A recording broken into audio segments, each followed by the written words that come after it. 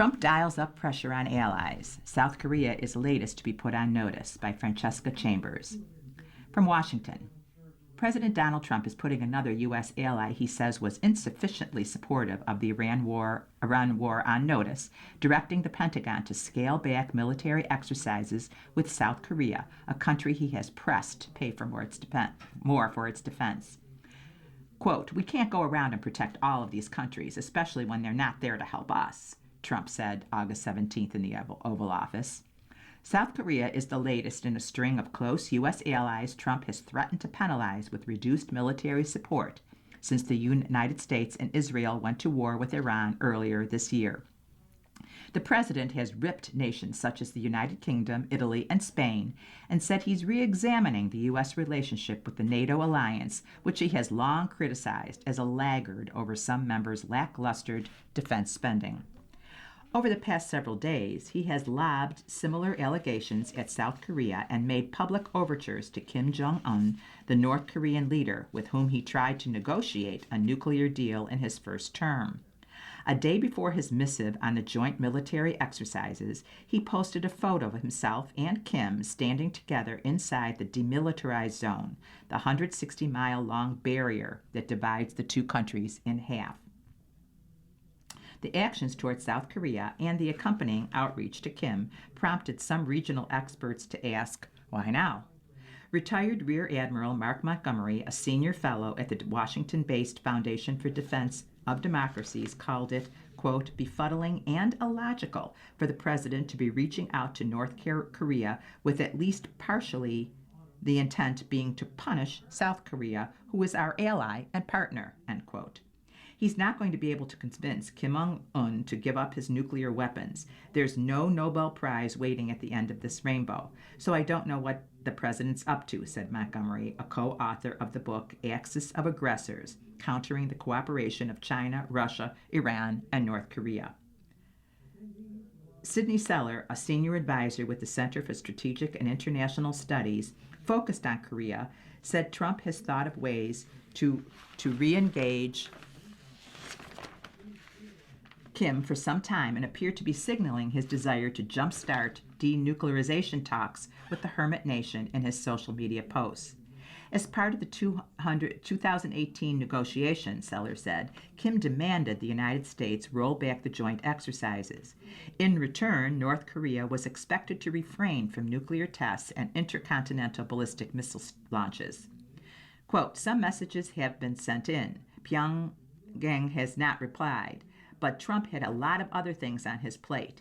He's not necessarily interested in aggressively chasing after Pyongyang when there's no evidence that they'll be receptive, said Sealer, the intelligence office for North Korea at the National Intelligence Council during the Biden administration. Trump said August 17th that Kim had responded. He did not say when or how the communication occurred, and the White House did not offer details. The president repeatedly expressed a desire last year to meet with Kim while he was in South Korea for the Asia-Pacific Economic Cooperation Summit or during a visit to China where he was a guest of President Xi Jinping this spring. South Korean then Prime Minister Kim Min-seok told Trump during the APEC CEO summit last October, I believe that we've been planting good seeds for a better future. The two countries are technically still at war over the Korean Peninsula, with neither side declaring defeat since the 1953 armistice. South Korea's constitution claims that the entire peninsula as its own, and North Korea's newly amended constitution categorizes South Korea as a quote-unquote hostile state. Over the weekend, South Korean President Lee Jae-myung called for talks to end the war. Not long after, Trump posted a photo of himself with Kim and said, despite the unfriendly look on this particular picture, there were many where we're smiling. Kim Jong-un and get along great, end quote. Then, on August 16th, Trump said the United States was dialing down military exercises with South Korea, which he said was too late to cancel.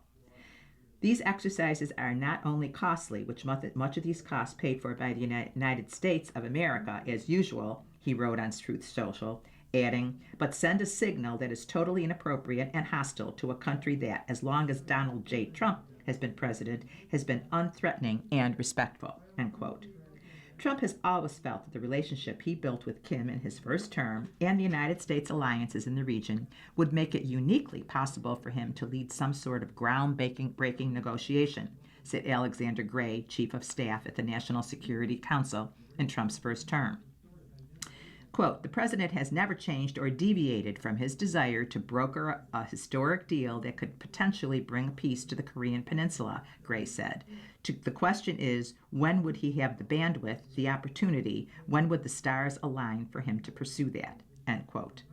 In a statement to USA Today, the South Korean embassy in Washington said it was coordinating closely with the United States on the exercises. It further expressed a desire that, quote, the friendly relationship between the leaders of the United States and North Korea will lead to meaningful dialogue between them, paving the way for discussions aimed at advancing peace and stability on the Korean Peninsula, end quote. Trump believes resolving the isolation of North Korea and addressing North Korea's possession of nuclear weapons would be a feather in his cap, Montgomery said. Quote, we have failed in negotiating in Ukraine. We failed in negotiating with Iran. I think we're going to find the Gaza deal falls apart, he said. The last thing we need is to begin serious negotiations, bilateral U.S.-North Korean serious negotiations that put the security of Japan and South Korea at risk, end quote. Asked about Kim in the Oval Office on August 17th, Trump brought up the amount of money the United States spends on protecting South Korea and his earlier allegation that South Korea refused to help him with Iran. Quote, I called him and I said, would you like to give us a little hand? We don't need help with Iran, but if you'd like, give us a hand with Iran. He said, no thanks, Trump said, referring to the South Korean president. Trump said he told Lee, quote, we have 39,000 soldiers over there guarding you from Kim Jong-un, your next-door neighbor, and you're not going to help us in a very easy military operation in Iran? That's strange, end quote. According to a Center for International Policy study released in July, the U.S. government spends $5.5 billion to $6 billion a year on bases and forces in South Korea. Gray, the former chief of staff on the National Security Council, said that whether it's in Europe, Asia, or the Middle East, the framework is changing for what American allies should expect to put into the partnership so they can receive U.S. military support and favorable trade terms. If you're going to get all those things, there needs to be an expectation that when the United States undertakes a military campaign or undertakes a major initiative globally, that the allies who are supposedly closest to us and benefit the most from the security umbrella step up and contribute, even in small ways, he said. In its statement, the South Korean government said it had actively participated in discussions aimed at securing a ceasefire in Iran and reopening the Strait of Hormuz, and was closely consulting with the United States on ways to continue militarily. As of 2024, South Korea spent roughly $47.6 billion, or 2.6% of its gross domestic product, on defense. It is committed to boosting that amount to 3.5%. Last year, South Korea also committed to spending $25 billion on U.S. military equipment by 2030 and pledged to spend $33 billion to support American forces stationed on the peninsula. Dems demand answers on USS Lincoln. Reports of poor conditions spark furor, by Aaron Mansfield. Senator Jon Ossoff ripped into President Donald Trump last weekend as uniquely despicable for lying a nation into war, end quote, in Iran, and then keeping service members aboard the USS Abraham Lincoln in the Middle East for nearly 9 months amid deteriorating living conditions. Quote, while the sailors on the Lincoln fight his war while he fruitlessly drains our munitions and oil reserves, the president sleeps through his meetings, end quote. Ossoff, a Georgia Democrat seeking re-election, said at the campaign event August 16th. Quote, he golfs and trades stocks, Ossoff said. See, he doesn't want to do the job. He wants to build his ballroom and travel with executive assistant Natalie Harp on their apparently defenseless flying palace gifted by the Emir of Qatar, end quote. Stephen Chung, the president's top spokesperson, who often doubles as his vociferous attack dog, lit up X on August 17th with a derisive new nickname for Ossoff and called him the biggest, quote, loser in politics, end quote, using a derogatory term for a man whose wife is unfaithful. USA Today reported in April that sailors aboard the carrier and the USS Tripoli hadn't received care packages and weren't routinely being fed fresh food. The Pentagon denied those reports while some Democratic lawmakers called for an investigation into the conditions. In August, military-focused news outlets began reporting about deteriorating conditions on the Lincoln, which was stationed in the South China Sea before deploying to the Middle East. The Lincoln has been away from port since December, a lengthy deployment by Navy standards. Among the concerns are poor morale and mental health crises among service members. All 13 Democrats on the Senate Armed Services Committee and 2 other high-ranking Democratic senators are now demanding answers from Pentagon Chief Pete Hegseth, saying their treatment is, quote, a symptom of poor planning by both you and the president and exacerbated by the deeply unsound decision to start a war with Iran, end quote. They're requesting answers to 11 questions about mental health resources, hygiene and safety, and asking whether the Pentagon will allow a bipartisan group of lawmakers, quote, to visit the Lincoln to conduct first-hand oversight of conditions aboard the ship, end quote. Trump officials' retired general call reports false. Like Chung, Hegseth said the reports are false and defended the president. A retired Army general and commentator, Jack Keane, called the reporting about the Lincoln untrue. But Republican lawmakers largely remained silent about the conditions on the Lincoln, not harshly criticizing the administration, but not defending it either. Representative Don Bacon, a Republican from Nebraska, said on CBS Face the Nation on August 16th that Trump used poor phrasing in comments to journalists last week when he dismissed the plight of the sailors and said the deployment was, quote unquote, not long enough. It's better to acknowledge, hey, this is hard on the families. It's hard on the service members, Bacon said. Thank them for being willing to defend our country and being willing to do these 10-month deployments, end quote.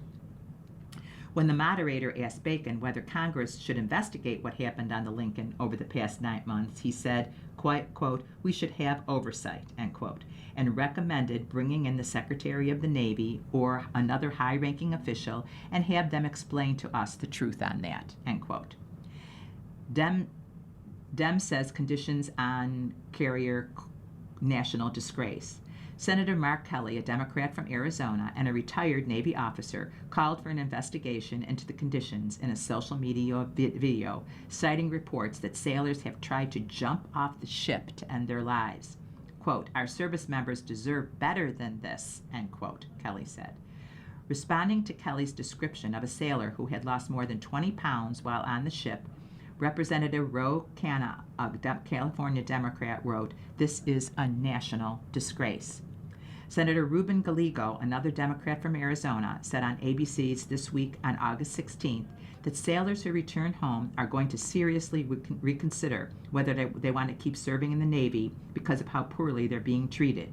He accused the Trump administration of, quote, basically downplaying their sacrifice, end quote. Amid a flood of reporting on conditions aboard the carrier, Hegseth said August 14th that journalists, quote, intentionally misrepresent the USS Abraham Lincoln, end quote. Admiral Brad Cooper, the commander for U.S. Central Command, issued a statement August 16th saying that USS Lincoln, quote, has among the lowest number of cases related to mental health among 11 active aircraft carriers. Quote, find any of the nearly 4 million Navy veterans in America today, and they will likely tell you that service at sea for long periods isn't for everyone, Cooper wrote. It is uniquely challenging and tough, and every single one of us, including me, reacts to stressors in different ways, end quote. Gallego characterized the comments as demonstrating, quote, a true lack of leadership, end quote, from the Trump administration, and an attitude where military leaders just look at these men and women as being expendable, end quote. Suicides aboard Navy vessels have happened before, lawmaker says. Bacon, the Republican from Nebraska, suggested during his Face the Nation interview that Congress should bring in top Navy officials to testify about the situation. He agreed that long deployments are hard, pointing to his own year-long deployment to Iraq and time he'd spent aboard an aircraft carrier. Quote, we had a couple of members jump overboard and commit suicide while I was on that deployment, Bacon said. So these incidences, they're terrible, they're sad, but it has happened previously and unfortunately likely in the future as well, end quote. In his campaign stop, Ossoff said that the service members aboard the USS Lincoln serve with excellence despite the hardships they face. God bless them, he said. They don't expect luxury, he said. They'll endure hardship, but they deserve competent leaders who send them into combat only when necessary, not fools who lie about the purpose and progress of war. You're listening to a reading of today's issue of USA Today on the Niagara Frontier Radio Reading Service. The time is 16 minutes after the hour. Kentucky governor still seeks update on McConnell. Senior senator remains out of the public eye, by Fernando Cervantes, Jr. Kentucky Governor Andy Beshear said he has, quote, heard absolutely nothing back from Senator Mitch McConnell, Republican Kentucky, after he requested updates on the lawmaker's health amid his extended absence from Congress. Beshear said he hoped McConnell's health would improve during an August 16th interview with Face the Nation, but he called for a response from the former Senate Majority Leader. Quote, I wish him no harm, Beshear said. All he needs to do is call into the show for 2 minutes, or Fox News for 2 minutes, or do a video for 2 minutes to the people he's supposed to serve. But you know what? He absolutely refuses to do so, end quote. The Kentucky governor continued, speaking directly to Senate Majority Leader John Thune, Republican, South Dakota, asking him to ensure all of his senators can actually serve in the chamber. Quote, as the leader of the Senate, you've got a duty to make sure all of your senators have the capacity to serve, Beshear said. And what is he saying? Not my job. That's not surprising, end quote. Thune and McConnell's offices did not immediately respond to USA Today's request for comment. An ongoing absence. McConnell has not appeared in the Senate since being hospitalized in June after a fall and a pneumonia diagnosis. He last voted on June 11th, and according to Governor Track US, he has since missed 60 roll call votes, in addition to votes on the annual defense policy bill, legislation related to Iran, and confirmation proceedings for several high-profile Trump administration nominees. Beshear has continued to pressure McConnell to provide a verbal update on his condition. In a July 27th letter to McConnell, Beshear called on the senator to, quote, directly and verbally address the people of Kentucky and provide proof of your capacity to serve or resign, end quote. It has now been 43 days since news of your hospitalization. During that time, you have cast 0 votes, engaged in no official activities, and aside from 2 photos and corresponding statements, have made no effort to communicate with your Kentucky constituents or the nation, Beshear wrote. McConnell announced on August 6th that he had been discharged from a rehabilitation center and he plans to continue his recovery at home. Quote, Elaine and I are grateful for the many well wishes and support from friends and colleagues and Kentuckians and for the attentive care I've received from excellent doctors, nurses, therapists, and hospital staff, McConnell said in a statement issued by his Senate office. It is unclear when McConnell will return to Washington, but he said he will, quote, continue to engage with his staff and colleagues on important Senate business, unquote, while he recovers from home. How would Kentucky fill the vacant Senate seat? Under Kentucky law, a vacancy in the U.S. Senate is filled through a special election called by the governor. The winner would serve the remainder of the senator's term, while the seat would remain vacant until election results are certified. The timing of that election has become a central point of debate. Kentucky's law requires the governor is to issue a proclamation calling the election. However, legal experts told CNBC the statute does not set a firm deadline for when that proclamation must be issued. Once it is, counties and candidates must meet a series of filing deadlines before voters can head to the polls. McConnell has not indicated he will leave his seat, and Beshear has suggested the state's 2024 special election only law could conflict with the Kentucky Constitution. He has pointed to Section 152, which says statewide vacancies are filled by gubernatorial appointment, raising questions about whether a Senate vacancy could ultimately trigger a legal challenge. Justices asked to block 10 Commandments in schools. Appeal over Texas Law Sets Up Wider Legal Fight by Maureen Grope.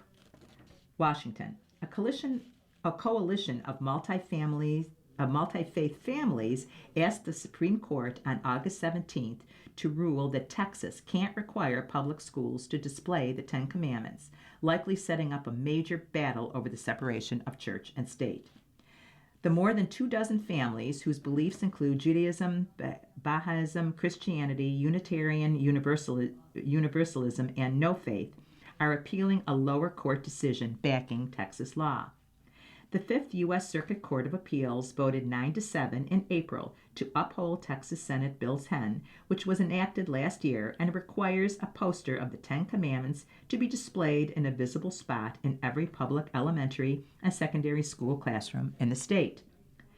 Quote, Texas politicians shouldn't have a seat at the table in deciding how our children receive their religious education. That decision belongs to our families. Two of the challengers, Rebecca and Ted Lowe, who are raising their children in the Christian and Jewish tradition, said in a statement, this law puts one version of religious beliefs above all others in our public schools and sends a message to our children that what we teach them about religion at home is somehow wrong, end quote. Lawyers for the families argue that the Fifth Circuit, the most conservative appeals court in the country, flouted the Supreme Court's 1980 decision striking down a Kentucky law that's nearly identical to Texas' requirement. The court said Kentucky's law violated the First Amendment's ban against the government establishing a religion. The appeals court, however, said the legal reasoning behind the 1980 decision was jettisoned by the Supreme Court in its 2022 opinion, backing a high school football coach who offered prayers at the 50-yard line after games despite objections from the school district that students felt compelled to take part.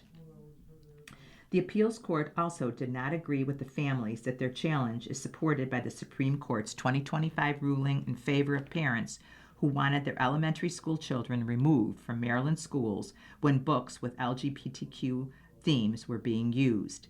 Texas' requirement, quote, bears no resemblance to the oppressive curriculum, end quote, in that situation, Circuit Judge Stuart Kyle Duncan wrote. But lawyers for the Texas families challenging the law said they have the same First Amendment right to direct their children's religious upbringing as the parents in Maryland do. Quote, if the permanent, unavoidable imposition of biblical scripture in public school classrooms does not interfere with or threaten to undermine parents' ability to direct their children's religious education and to instill particular religious beliefs and practices, they wrote in their appeal, it is difficult to imagine what would, end quote. Unless the Supreme Court gets involved, they argued, government officials will feel free to, quote, flood public school classrooms with an endless array of religious rules, instructions, and mandates, end quote. The justices already have agreed to hear a case testing a different landmark decision about religious rights and the separation of church and state. On the first day of its next term, which begins in October, the court will debate whether Catholic preschools in Colorado must admit LGBTQ families if they want to participate in the state's tuition-free program. The court's decision could further limit a 1990 ruling much criticized by conservatives because it blocked religious rights challenges to laws that apply to everyone and don't target a particular religious group. Groups including Americans United for Separation of Church and State, the American Civil Liberties Union, and the Freedom from Religion Foundation are representing the Texas families. Texas Attorney General Ken Paxton, who argued the case before the appeals court, previously called that ruling, quote, a major victory for Texas and our moral values. The Ten Commandments have had a profound impact on our nation, he said in April, and it's important that students learn from them every single day, end quote. Gen Z is willing to pay for a good night's sleep by Ken Altucker. Nick Smart is always searching for ways to improve his overall wellness. When the 29-year-old College Station, Texas man discovered a cooling mattress topper could regulate body temperature, he thought it would be perfect for him and his wife to catch up on sleep while caring for their 11-week-old son, Emmett. Quote, this could really help us get better sleep, deeper sleep, Smart said. Smart isn't alone. Generation Z, those born between 1997 and 2012, sleeps more than any other generation, a 2024 survey showed. And some Gen Zers and millennials are shelling out big bucks on their sleep aids and supplements to meet their personal health goals, according to new data from TrueMed, an online marketplace that lets consumers use health savings HSA and flexible spending accounts FSA funds on eligible items. TrueMed's analysis of more than 1 million HSA and FSA orders from January 2025 through May 2026 showed Gen Z spent more on sleep-related products than all other categories except supplements. Smart has previously used his HSA to buy wellness-related items, including a red light therapy device to recover from a torn pectoral muscle. He credited the device for accelerating his recovery. When Smart and his wife struggled to get adequate sleep after the birth of their son earlier this year, he searched for sleep-related products and discovered a cooling mattress topper that costs about $2,400. The mattress topper measures a user's breathing and heart rate and adjusts the temperature throughout the night. He said the topper has helped his wife to stay cool during occasional postpartum hot flashes. He might not have bought the topper if he had to spend money budgeted for daily living expenses, but because he accumulated enough in his HSA through corporate jobs at Chevron and an artificial intelligence oil and gas startup, he figured why not use those dollars on a product that qualified as an eligible HSA expense. Quote, "There's a whole movement in how I can get the best sleep possible," said Smart, referring to a viral trend called sleep maxing on social media. "I want to wake up and feel refreshed, not like garbage trying to play catch up all day long," end quote. Can you use your HSA? Because these young adults are often grappling with cost of living pressures, many are turning to HSAs as a way to pay for care or purchase products to bolster their overall health. HSAs are commonly used among workers who get health insurance through an employer.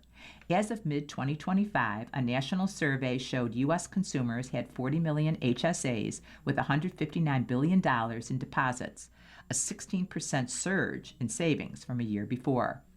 The accounts are especially popular among younger generations who entered the workforce as high-deductible insurance plans became common. About 55% of Gen Z adults and millennials have health-saving accounts, according to Health Equity's Healthcare Affordability Pulse Report. HSAs can save consumers on taxes in 3 ways. Consumers can accumulate HSA balances through payroll deductions and employer contributions before income taxes. Consumers can invest HSA funds to accumulate tax-free gains. When consumers withdraw funds from an HSA, the proceeds are tax-free if used for qualified expenses. The IRS details what counts as qualified expenses. Consumers can generally use HSA balances for medical care, such as doctor and hospital visits, prescription medications, dental and vision care, menstrual products, mental health services, and medical equipment and supplies, according to Fran Scott, Health Equity's Director of Compliance. If consumers want to use HSA balances on exercise equipment, nutrition, or items such as sleep aids, they might need a letter of medical necessity from a doctor before making a purchase. Nutritional supplements might not be eligible HSA expense unless they are recommended by a medical practitioner as treatment for a diagnosed medical condition, according to Scott. Before making a purchase, Health Equity recommends consumers confirm a service or product is HSA eligible as detailed by the IRS or via a letter of medical necessity from a doctor. What do the experts think? While some products like a quality mattress can help someone get a better night's sleep, sleep medicine experts caution against expecting immediate results from supplements or following trends pitched on social media.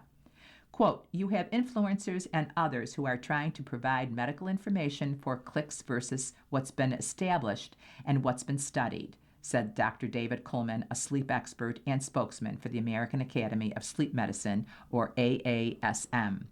One popular sleep maxing trend Coleman doesn't endorse, taping or placing an adhesive over your mouth to force breathing through your nose. While some smaller studies have explored mouth taping, there's little evidence to suggest it should be standard practice to improve sleep.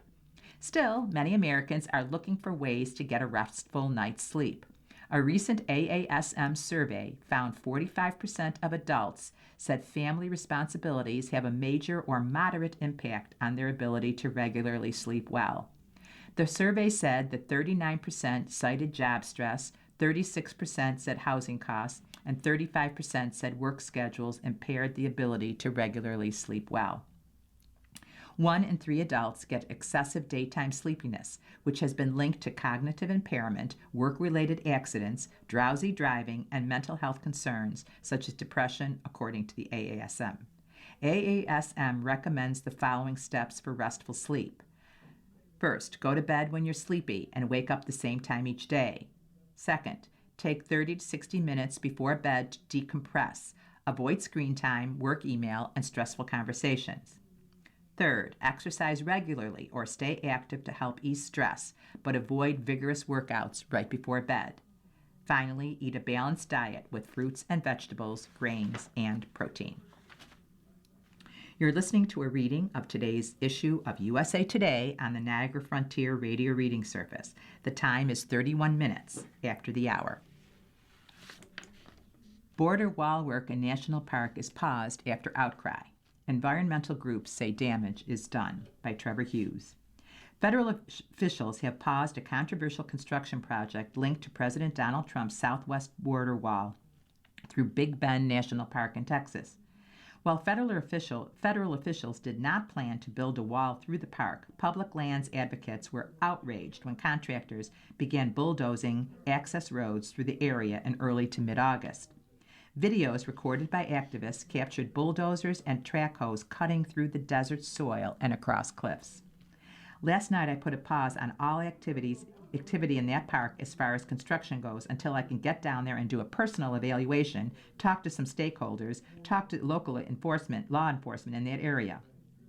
Customs and Border Patrol Commissioner Rodney Scott said in an August 17th video statement. More to follow this week. End quote. Although very few illegal border crossers currently try to cross the rugged landscape, federal officials said they needed roads to both install surveillance equipment and to permit routine patrol access in case migration patterns change. The Trump administration angered public lands groups in June by waiving environmental laws that would have otherwise slowed or prohibited their construction. Trump campaigned on tough immigration enforcement and border controls, and he has made expansion of the border wall a key campaign promise. Environmental groups argued no wall was needed through Big Bend, a national park that was formally created in 1944 and spans about 801,000 acres of desert and mountains. Local residents argue that the road construction itself is an environmental catastrophe. They staged an August 12th protest against the project. In a statement, the National Parks Conservation Association lauded the pause, but said damage has been done. Quote, unfortunately, the federal contractor's bulldozers have already inflicted tremendous damage to one of America's most iconic national parks, NPCA President and CEO Tiernan Sittenfeld said. Their heavy equipment has torn through miles of priceless wild landscape, wreaking havoc on sensitive wildlife and irreplaceable habitat. We demand the Customs and Border Protection take accountability for the destruction that has occurred at the park and do better by the American people and by our national parks, end quote. Congress last summer supercharged Trump's border security efforts with $46.5 billion in funding, and federal officials in June waived dozens of environmental regulations to speed up wall construction in or near the park. The park's southern boundary forms about 118 miles of the U.S.-Mexico border, including along the Rio Grande. Protests against the border wall over the past several years have included some Trump voters, many local elected officials, environmental activists, and migrant rights organizations. On August 13th, as the bulldozers began their work, Scott, in a statement to USA Today, reiterated that workers were not building a wall, and he noted it would be possible to both secure the border and limit work within the park.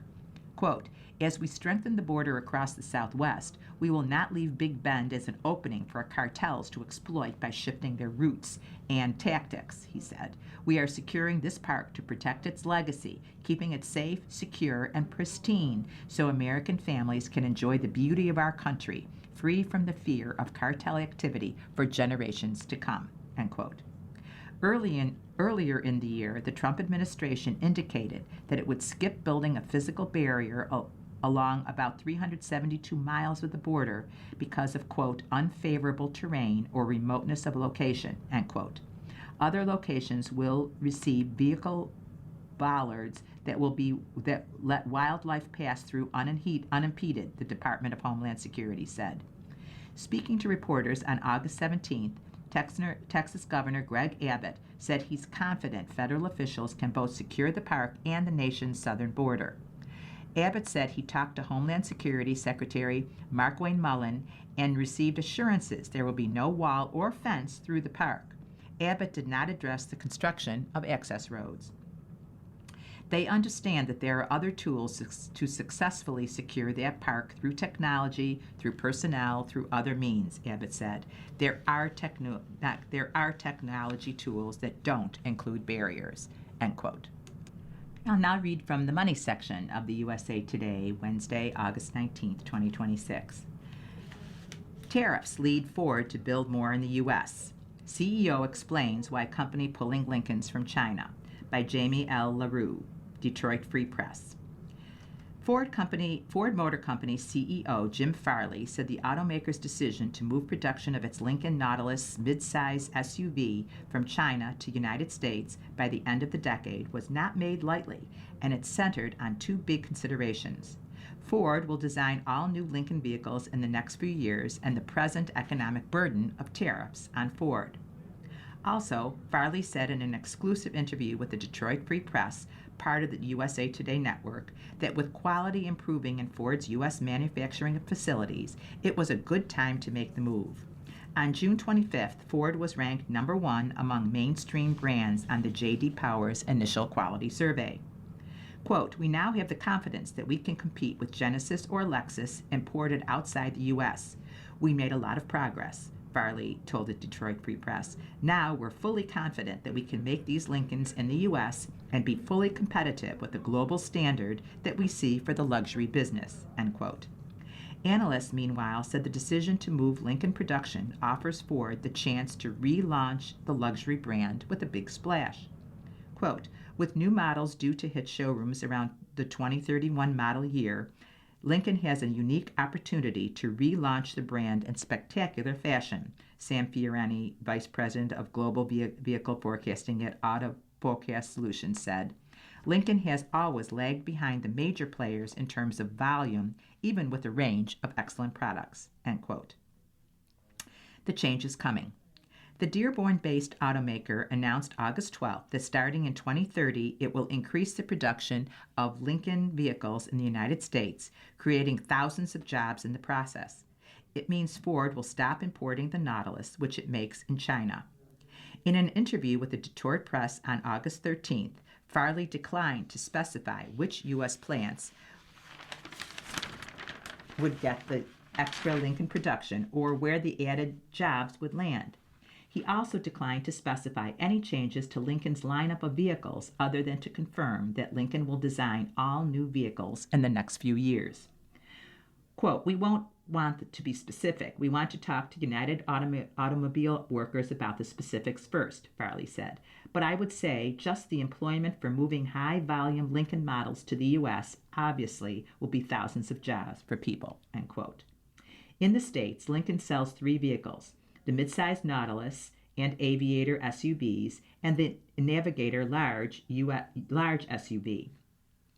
It had also sold the compact SUV Corsair, but discontinued it and the Ford Escape in December. Those 2 vehicles had been built at Ford's Louisville assembly plant in Kentucky, but Ford is retooling that plant to start making an all-electric midsize pickup called Fathom there early in 2027.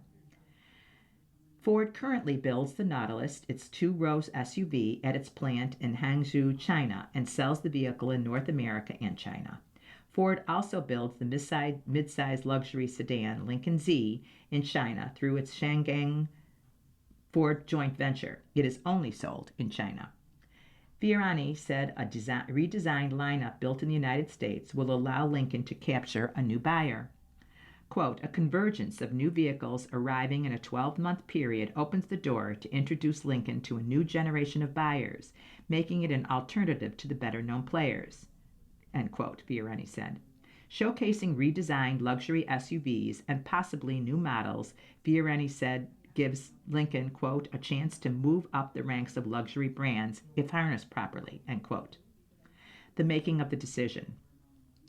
Farley said Ford's decision to move Lincoln production to the States took a year, and it was brought on by the idea of giving Lincoln an all-new designed lineup, which cost lots of money in terms of retooling plants and securing suppliers, as well as considering the economic impact from President Donald Trump's tariffs.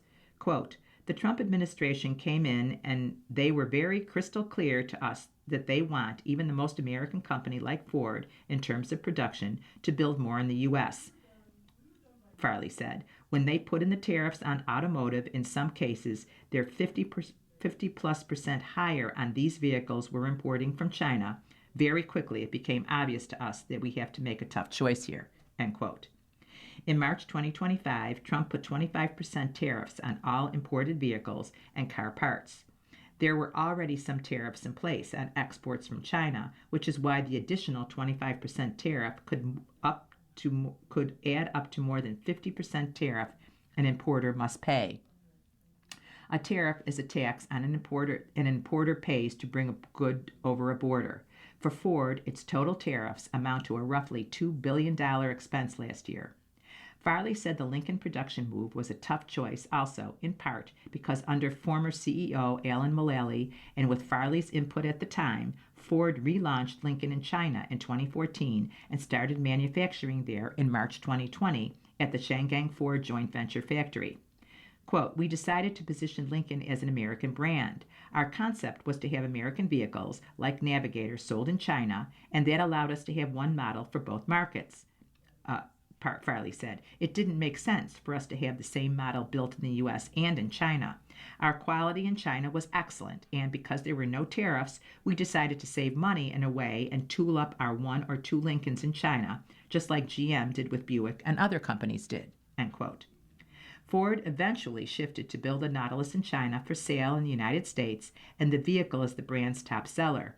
In the second quarter, Lincoln sold 10,505 Nautilus vehicles, up 6.4% from the year-ago quarter.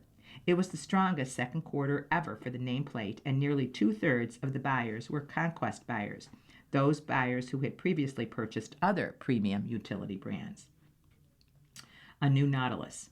Farley said his team considered the high cost of tariffs and the fact that vehicle quality in its U.S. plants was getting, quote, so much more competitive. So why don't we localize production, because monetarily it will make more sense. So that's what we've done, end quote. When asked whether Ford plans to dramatically redesign the Nautilus, Farley again declined to be specific about models, but he said Ford will be investing in a, quote, pretty major change for Nautilus, end quote. On August 13th, Ford put out a media release outlining some of the design changes to the 2027 Nautilus, saying it will have a, quote, bold new face, more opportunities for personalization, and intuitive technology designed to make every drive feel more effortless, personal, and restorative, end quote. It will also have a more detailed grille, a redesigned hood, and offer buyers several wheel options and new exterior paint colors, Ford said. Farley said Ford's improved quality story helped make the decision to move production to the United States easier. Quote, just like Ford, the Lincolns are made in our North American plants, and the quality is going from like 23rd to 1st in initial quality, Farley said. 3 or 4 years ago, when we were making these kinds of choices, that was less clear. We were working really hard. I love the fact that Ford's quality story is now an overnight story that took 3 or 4 years. The good news is that we've landed pretty well, but it's the first inning of a 9-inning game. You're never done with quality, end quote. You're listening to a reading of articles. You're listening to a reading of today's issue of USA Today on the Niagara Frontier Radio Reading Service. The time is 45 minutes after the hour. Here's Where It Costs You the Most to Insure Your Car by Keith Lang. Car shoppers are paying more than ever for new models, and the cost of insuring them has also been going up in recent years.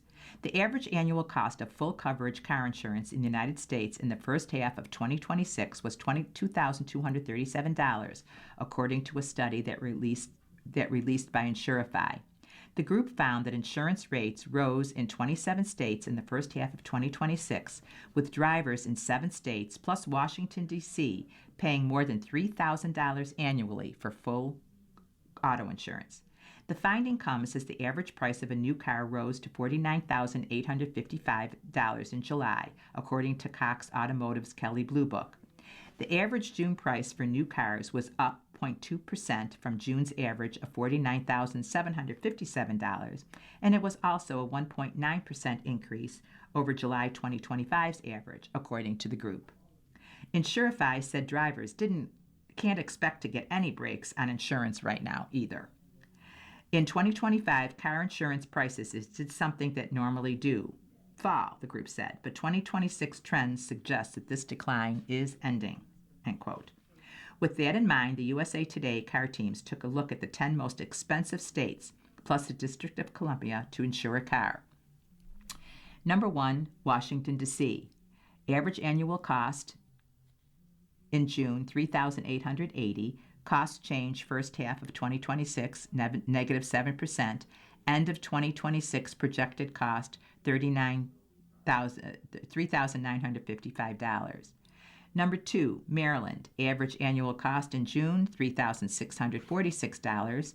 The cost change first half of 2026 plus 1%. End of 2026 projected cost, $3,664. Number 3, Rhode Island. Average annual cost in June, $3,611. Cost change for the first half, plus 2%. End of 2026, projected $3,600. Number 4, Michigan. Average annual cost in June, $3,229. Cost change for the first half, plus 2%. End of 26, projected $3,217. 5, Georgia. Average annual cost, $3,109.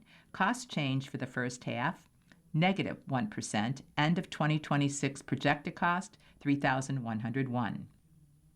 Delaware, number 6. Average annual cost in June, $3,100. Projected change for the second half, plus 2%. End of 2026 projected, $3,163. Number 7, South Carolina. Average annual cost in June, $3,075. Cost change for the first half, 0%. End of 2026 projected, $3,075. Number 8, Nevada. Average annual cost in June, $3,039. Cost change for the first half, plus 4%. End of 2026 projected, $3,090. Number 9 is New Jersey. Average annual cost in June, $2,923. Cost change for the first half, negative 5%. End of 2026 projected cost, $2,966. Number 10, New York. The average annual cost in June, $2,840. Cost change for the first half of 2026, negative 5%. End of 2026 projected cost, $2,880. Washing your car by hand is a good practice by Keith Lang. Summer is winding down, but you may still want your car looking good before the season ends. With new car prices approaching $50,000, many owners want to keep their vehicles looking their best for years to come. According to Consumer Reports, frequent washing is also the best way to maintain a new car finish and detect blemishes and other potential issues, such as rust or loosening trim, end quote. The website said washing a car by hand can also be therapeutic for some drivers. The USA Today car teams looked at Consumer Reports tips for hand washing to make sure you don't accidentally damage your vehicle. Number 1, choose the right soap. Consumer Reports said owners should avoid using household cleaning agents such as hand soap or dishwashing detergent or on car exteriors because they are not formulated for car paint and could strip off the protective wax that is on most cars. Instead, Consumer Reports recommends a dedicated car wash product that is milder and designed for use on car paint. Suds should be applied with a large, soft, natural sponge, the website said. 2. Don't wash your car when the exterior is hot. It's already hot outside. Don't make it worse by washing your car while its body is still hot. Consumer Reports advises against washing a car immediately after driving or after it has been parked in direct sunlight because heat can cause soap and water to dry too quickly, leaving behind spots and deposits. 3. Use a separate sponge to clean the tires. Your tires do your car's dirty work. They're rolling on roads nobody could consider clean enough to eat off. So don't use the same sponge on your car's paint that you put on the wheels.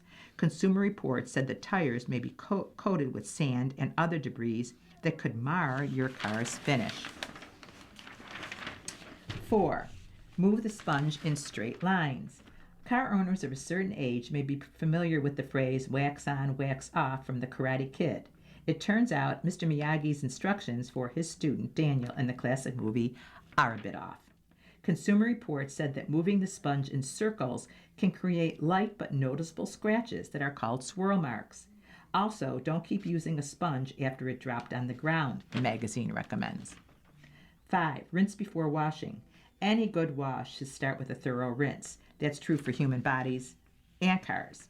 Consumer Reports recommends thoroughly rinsing a car first to remove loose dirt and debris that could cause scratches. If you have one, use an adjustable hose nozzle. Otherwise, a bucket of water works too. 6. Use soft towels for drying. Consumer Reports said that air drying your car will leave watermarks caused by minerals in hard water. Also, drying with an abrasive towel could leave hairline scratches, the organization said. The best course is to use a natural or synthetic chamois cloth or soft terry towel and blot the water instead of dragging the towel across the paint, Consumer Reports says. The group said the drying process can be sped up by using a soft squeegee to remove water from the vehicle's body. Mercedes' new EV can go a long way. Top CLA's EPA-rated range is 374 miles, by Mark Phelan, Detroit Free Press. The number of new electric vehicles hitting the market plummeted when the U.S. government pulled the plug on support for the auto industry's adoption of EVs a year ago. But the 2027 Mercedes-Benz CLA 250 Plus electric would be a winner no matter how many fresh competitors it faced. Exciting performance and handling, driving range that looks like a typo, and clean, elegant styling made the CLA the best new sedan or coupe I've driven this year, regardless of drivetrain, electric, hybrid, or solely internal combustion. Speaking of which, Mercedes understands that EVs aren't right for everybody. A hybrid CLA will go on sale shortly. Also coming is the GLA compact SUV, which also have both electric and hybrid models. The new Mercedes modular architecture underpins the new CLA, GLA, and GLB, another small SUV. The CLA won me over completely during a recent week-long evaluation. I look forward to getting acquainted with its siblings. The CLA 250 Plus Electric by the numbers.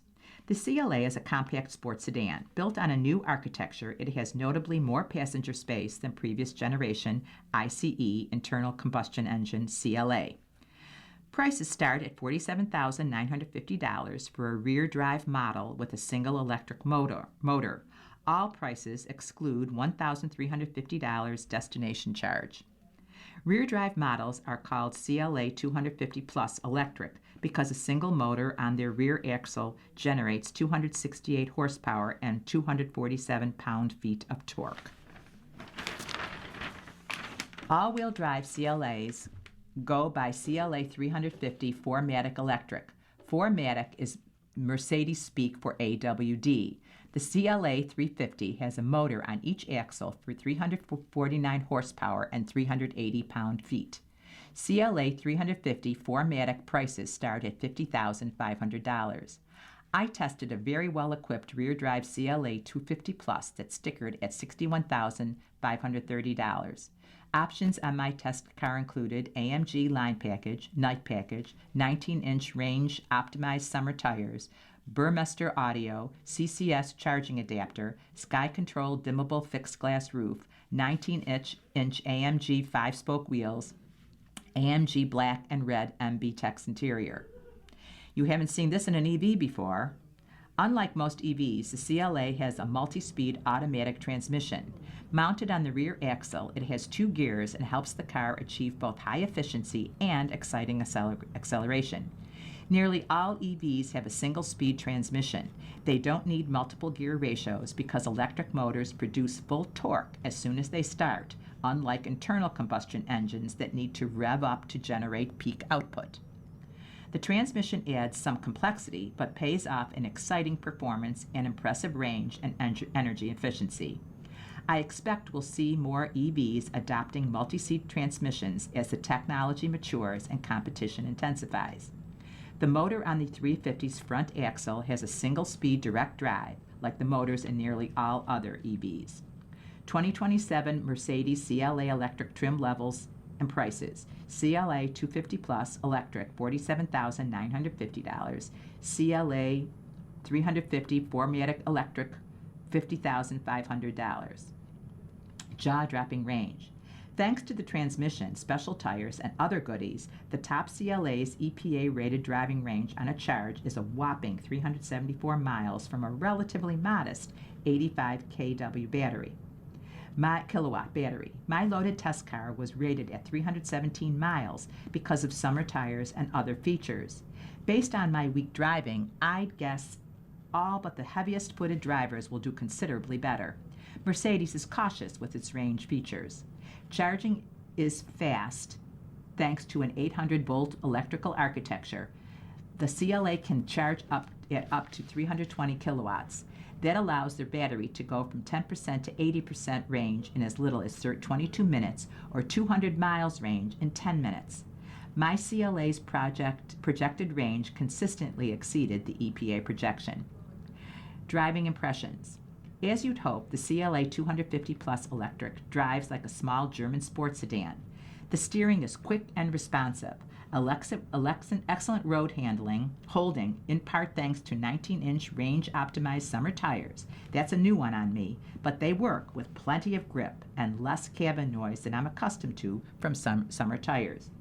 The brakes are confident, easy to modulate, and, unlike many previous MB-EVs, offer one-pedal driving for max energy regeneration when decelerating. Passenger space is good, particularly rear legroom. Rear seat ingress and egress has improved markedly from the previous CLA, which felt to me like a closed head injury waiting to happen. The 10.3 cubic feet rear trunk is small but usable. It's complemented by 1.4 cubic foot trunk where the engine will go in the hybrid. Attractive synthetic black and red MB Tex material covers the doors and seats. It's comfortable and easy to clean. The instrument panel features 3 separate screens under a single car-wide pane of glass, 10.25-inch instrument cluster, 14-inch primary touch screen in the middle, and 14-inch passenger touch screen. You're listening to a reading of articles and features from USA Today for Wednesday, August 19th on the Niagara Frontier Radio Reading Service. We'll return for more readings after this short break. Your reader for this hour has been Mary Beth. You're listening to the Niagara Frontier Radio Reading Service. As of this year, our agency has broadcast more than 300,000 hours of radio readings. Volunteer radio readers read newspapers, magazines, and books to area people who are blind or have a print disability, who are provided reading radios. Radio Reading's broadcast signal is provided at no charge by WNED. Radio Reading broadcasts from studios at 1199 Harlem Road in suburban Buffalo. Please let others know about Radio Reading. It's your service. For more information on the Niagara Frontier Radio Reading Service, call 716-821-5555.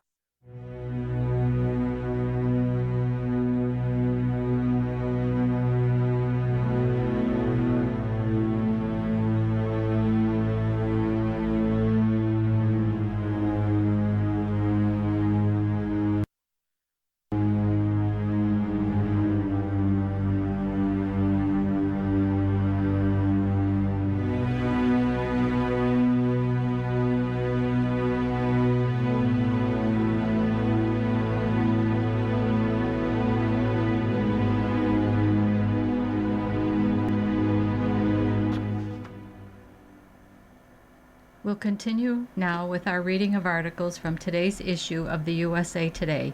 Your reader for this hour is Nancy. This is the sports section. The game is already breaking people's brains.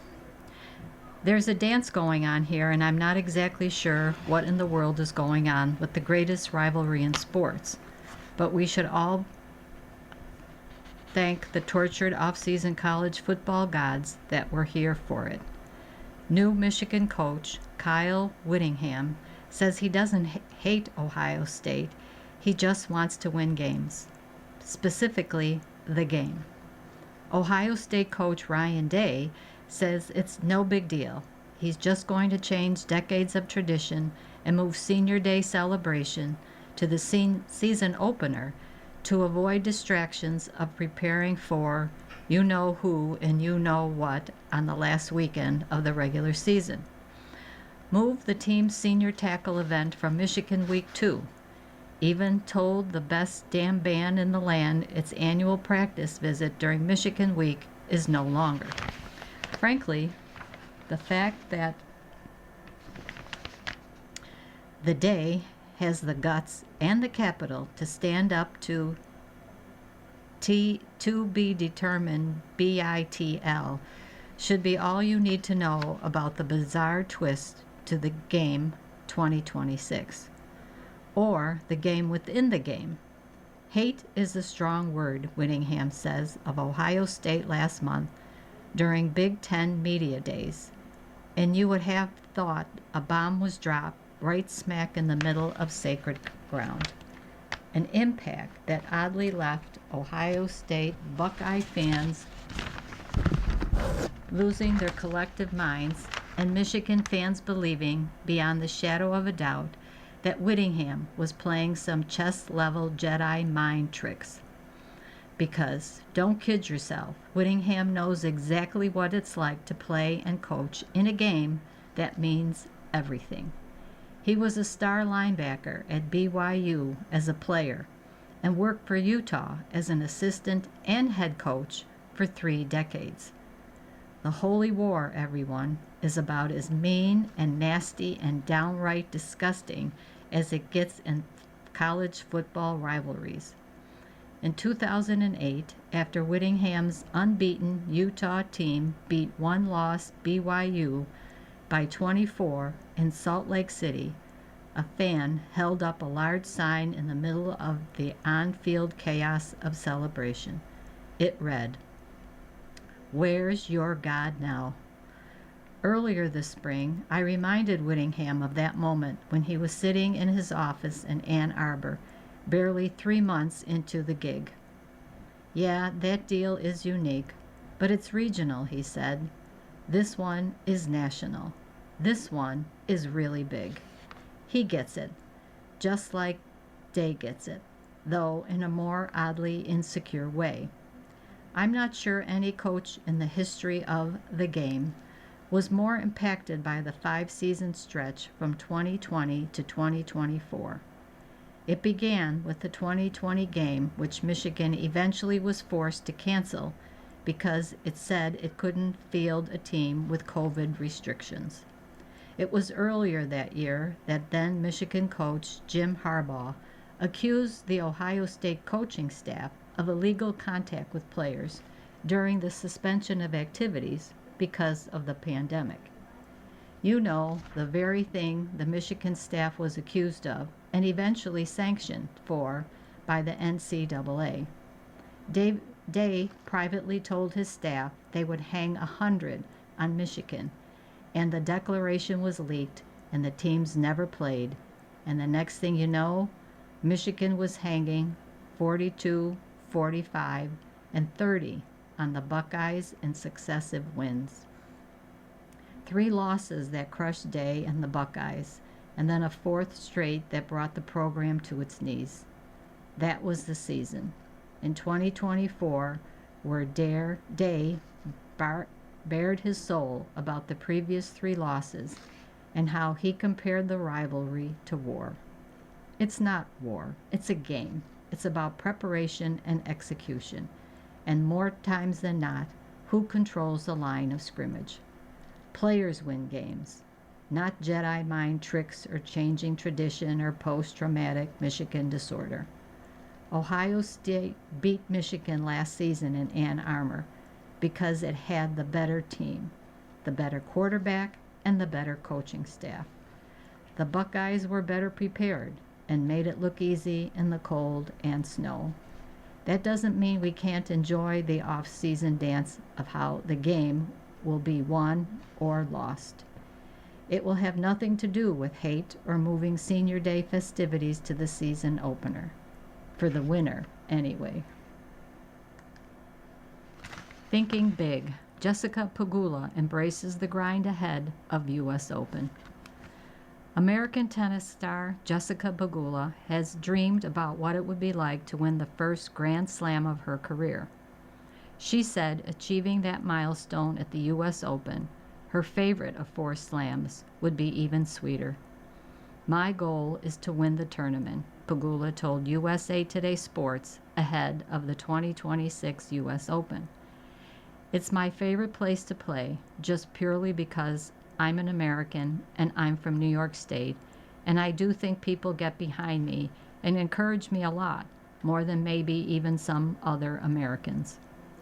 Pegula has experienced both triumph and heartbreak at the USTA Billie Jean King National Tennis Center in Queens, New York. She advanced to the first and only Grand Slam final of her career at the 2024 U.S. Open, but ultimately lost to Aryna Sabalenka in straight sets. I do feel like it adds a little bit more pressure, Pegula said. Pegula spoke to USA Today Sports ahead of the 4th and final major of the year through her partnership with Vital Proteins, the official collagen partner of the U.S. Open. Pegula, 32, is considered a late bloomer in the tennis world. She made her professional debut in 2009, but a string of serious injuries delayed her ascension. Pegula broke through and won her first WTA title at age 25 in 2019. She cracked the top 50 for the first time in 2021, made it into the top 20 by January 2022, and reached the top 10 5 months later at age 28. Pegula is currently ranked number 3 in the world, the highest ranking of her career. But there's one accolade missing from her mantle, a Grand Slam title. The thought of winning a major, however, brings her mixed emotion. I always like to visualize and see how I would feel or what that moment would feel like. And it's interesting. I have a lot of different reactions to it, said Pegula, who won her 3rd round match August 17th at the Cincinnati Open. Of course, I'm like, wow, dream come true since I was a kid having these crazy goals. But then at the same time, I don't think it would change much. I think tennis is kind of cruel that way where you have to move on really, really quickly. Pegula continued, so yeah, I don't know. I visualized it being, of course, an amazing achievement, but then at the same time, I've also seen it as every week's the same. We're out here trying to compete and win, no matter what the situation is. So I'm not sure if much would really change, to be honest. Besides a really nice trophy and having that next to my name or whatever it would be. Instead of focusing on the larger task at hand, Pegula says she's found great success working backwards and honing in on the small victories that stack over time. It's a mentality she credits with her turnaround that has her enjoying the game more than ever. I think what really changed my career from when I was younger is kind of falling in love with that process instead of looking so much at these goals that seem really far away, she added. I just responded much better with the way of thinking. Everyone's different, but I loved embracing the grind, embracing that process, the grittiness of it. I mean, that's what tennis is. We play a lot of matches. We play all year round, and it's very individual.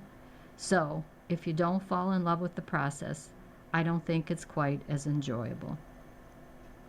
Pegula isn't the only top contender hailing from the USA ahead of the fourth and final Grand Slam of the year. 5 American women are in the top 25. Pegula, number 3, Coco Gauff, number 4, Amanda Anisimova, number 10, Iva Jovic, 16, and Madison Keys, number 24, which says a lot about the state of U.S. tennis, Pegula added. I think being able to share that with fellow countrywomen and countrymen that are around you playing makes it seem like you're a little bit more on a team, Pegula said. This sport is so individual that I think it's kind of nice to have that feeling that we're all kind of in it together. And I think it also alleviates some pressure. There's not just one person, one American that has to win the U.S. Open. Gauff was the last American woman to win the U.S. Open in 2023. Pegula finished runner-up in 2024, and fellow American Amanda Anisimova finished second in 2025, both behind back-to-back champion Aryna Sabalenka. Pegula learned in her finals appearance that you aren't always going to have your best any day. There's a lot of matches where you don't feel great. There's a lot of really tough moments in all of those matches, added Pegula. It's like every match is going to have its own challenges. It doesn't mean it's going to come easy at all, no matter what the score is, no matter what's happening. The final set tiebreak will have a twist at the 2026 U.S. Open. Starting in the final rounds, Vital Proteins will give away $250,000 in collagen if a main draw singles match reaches a final set tiebreak. The company will also gift an ultimate fan experience for the 2027 U.S. Open, in addition to a $15,000 wellness stipend. Von Miller's leadership, huge plus for Cowboys. Von Miller has won 2 Super Bowl titles since he entered the NFL in 2011. The Dallas Cowboys haven't even sniffed an NFC championship game in that span. Miller's experience is what could have the biggest influence on his new team. What he's accomplished is incredible. What you hear about him as a teammate is even more incredible. Cowboys coach Brian Schottenheimer said on August 17th, he's going to add a lot, not just on the field, but off the field as well. Miller is undoubtedly one of the best pass rushers of his generation. Miller was the recipient of the NFL's Defensive Player of the Year award in 2011. Plus, the veteran has been named to the Pro Bowl 8 times and has been a first or second team All-Pro 7 times.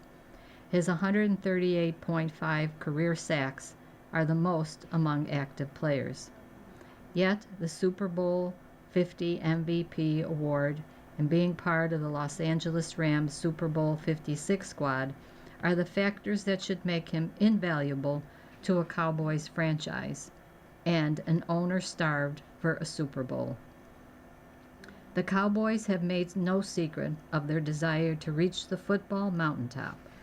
Quarterback Dak Prescott wrote a Super Bowl 30 t-shirt when he arrived at training camp, a not-so-subtle nod to the Cowboys' last Super Bowl victory 30 years ago, January 28, 1996. Multiple players have talked about the Super Bowl as the Cowboys prepare for the season in Oxnard, California. That's important when you're a champion. You can speak to that as we climb this ladder and we get closer to our main objective, which is SoFi Stadium 2027 on Valentine's Day, Schottenheimer said of Miller's championship experience. The biggest reason is we think he's going to impact us on and off the field as a player. He's going to give us great versatility and great depth as a pass rusher. And then the locker room, the experience, and the fact he cares about his teammates. Miller is the latest addition to what's been a defensive overhaul since the Cowboys traded Micah Parsons to the Green Bay Packers a year ago. Dallas named Christian Parker defensive coordinator in January and then supplied him with as many as 6 new starters on defense. Don't expect Miller to start. The Cowboys are excited about edge rushers Rashawn Gary, Donovan Ezeliuraku, and 2026 first-round pick Malachi Lawrence. At 37 years old, Miller's not the disruptive edge rusher that he was in his prime, but his 9 sacks with the Washington Commanders last season are proof he's still got some pass rush juice left in the tank. Still, Miller's championship experience is what's most beneficial to the Cowboys. We're not expecting him to come here and play 40 plays a game. 10 to 15 great plays sounds good to me. If it's 18 to 20, that's cool too. He's a great addition, but that room's really talented. I'm so excited about what we're building in that room with those guys, Schottenheimer said. Von is going to make us better on and off the field. You're listening to a reading of today's issue of USA Today on the Niagara Frontier Radio Reading Service. The time is 19 minutes after the hour. Jeannie Buss opposes bid by family to sell LA stake. The new owners of the Los Angeles Lakers are consolidating their control over the franchise and amplifying their stake in the team. The Buss family announced it has agreed to sell its remaining 17.8% stake in the franchise on August 17th to new majority owners, businessman Joshua Kushner and former Disney CEO Robert Iger.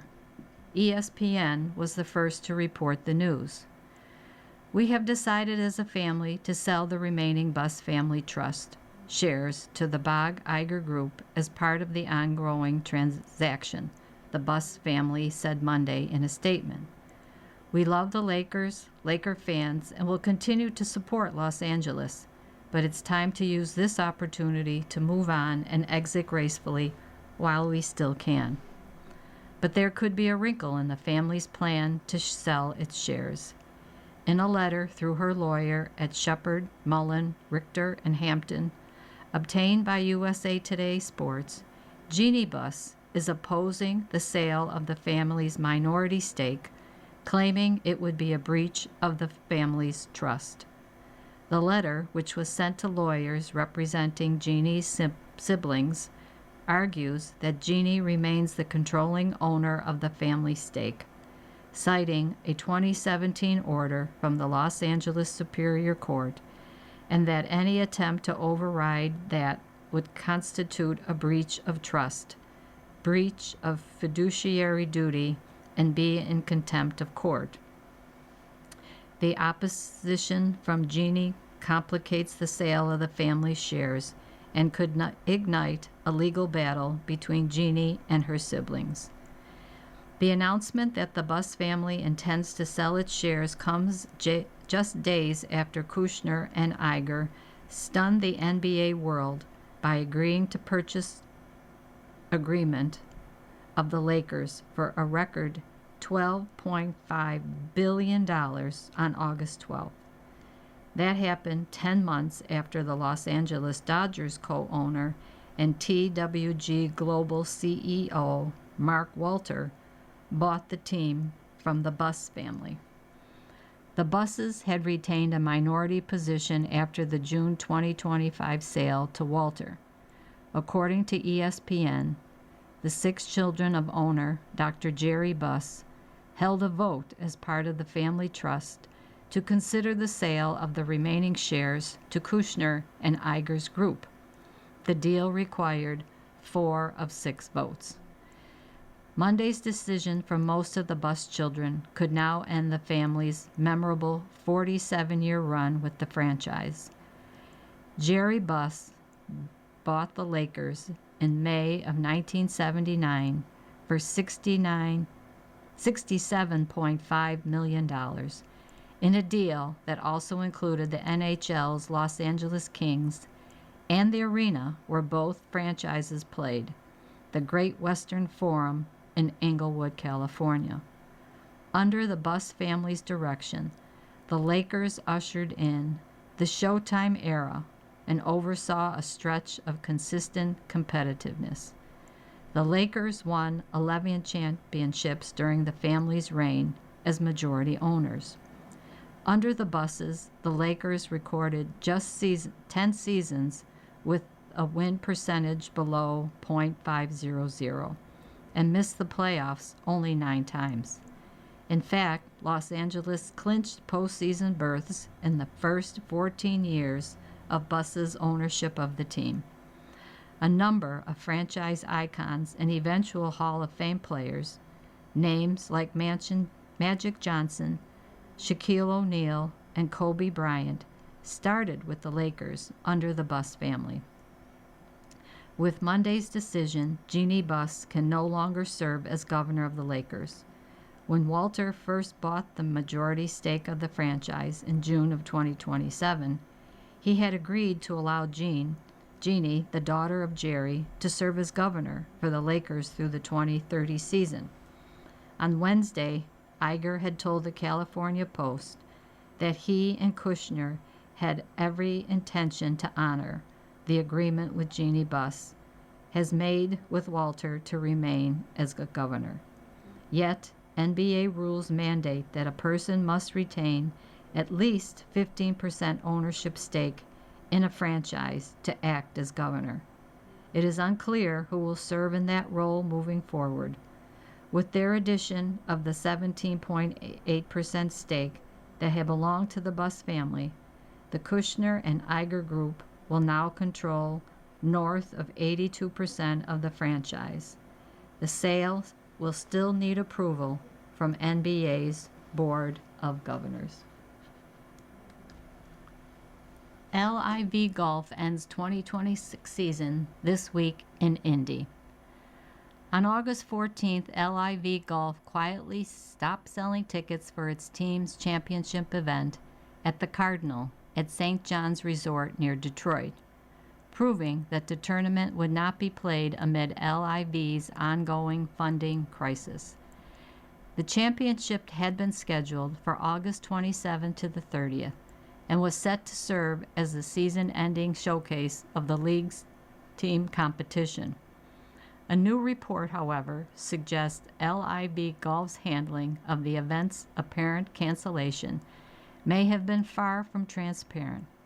Rather than providing fans with clear communication and timely updates, the league appears to have quietly pulled the plug, raising questions about whether the shutdown was managed more to avoid scrutiny than to deliver an honest customer experience.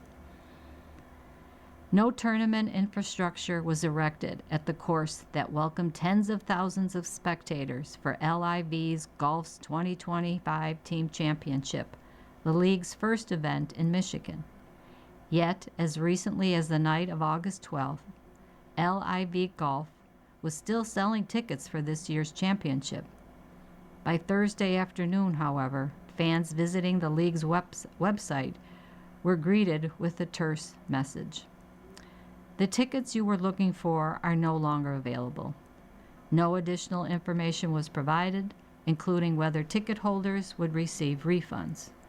Meanwhile, the league confirmed on Monday that this week's event at Indianapolis will mark the end of the season and potentially the end of the league as a whole.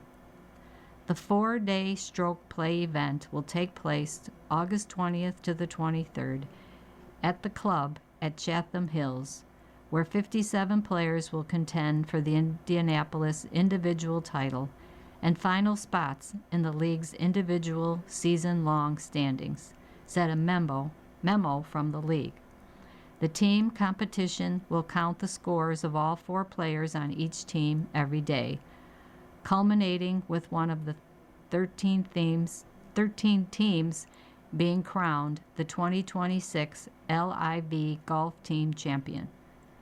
Additionally, Golf.com is reporting that the LIV Golf League maintained a non-working tickets page for days because officials were worried about avoiding additional media flags. This is from a Golf.com social media post. Quote, LIV's head of ticketing and hospitality, Michael Drobnik, laid out a plan for limiting media attention around the cancellation of one of the league's biggest events. The ticketing page will remain live, but no inventory will be available, Drobnik wrote to ticket and hospitality staffers. If a guest visits the page to view tickets, they will see a message that says, the tickets you were looking for are no longer available. After discussing with LIV executives Scott O'Neill, Chris Heck, and Ilana Finley, we think that this is the best path forward for now. Drobnik's message continued. It allows us to keep the ticketing page live, hopefully avoiding additional media flags by removing it entirely, while also ensuring guests cannot proceed through the checkout process. Hopefully, in the next 24 to 48 hours, we'll have the green light to officially make the announcement. At that point, we will remove the ticketing page entirely. This all comes as the league is touting major investment on the horizon. On August 5th, CEO Scott O'Neill said that the league has reached an agreement with a lead investor and has garnered interest from dozens of other potential financial backers. LIV Golf has an agreement in place with a lead investor, signed by the investor and approved by the board, to anchor the transaction and play a key role in supporting the path forward for the league's next era, driven by and for the players, O'Neill said. We're also seeing strong interest from more than a dozen additional parties to potentially serve as minority investors, creating a multi-partner model built for long-term stability and growth. And not only is there a new major investor, according to O'Neill, but a deal has been formulated that will make LIV Golf's players equity holders in the league itself. For context, LIV provided financial details of the league with Indy Star in April. From 2024 to 2025, LIV Golf grew more than 100% in revenue. In 2026, ticket sales were up by 130% year over year. LIV sold more than 115,000 tickets for Adelaide and more than 100,000 in South Africa.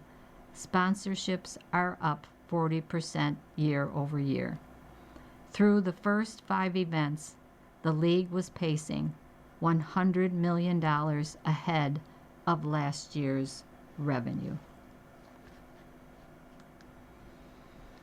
Where poll voters disagree, who's right? College football coaches and the media who cover them agree on a lot, apparently. At least they do when it comes to preseason rankings. The Associated Press this week released its preseason poll, and the media's rankings closely reflect the U.S. LBM Coaches Poll, published 2 weeks previously. The top 10 is nearly identical in the 2 polls, with just a slight differentiation. Down ballot, a few differences of opinion emerge, although they're relatively minor. Most teams are ranked within 2 spots of the same position in each poll. Here's a look at some of the biggest discrepancies between college football's 2 major polls with my ruling on who got it right. LSU, AP number 11, Coaches, number 13. Who got it right? AP. I take it one additional step and put LSU in the top 10. LSU spent big to hire Lane Kiffin and his offensive coordinator, Charlie Weiss Jr. It also spent tens of millions to assemble a very talented roster that can win immediately. So what if a lot of that talent came from the transfer portal? Kiffin proved at Ole Miss he knows how to blend transfers from all over the country.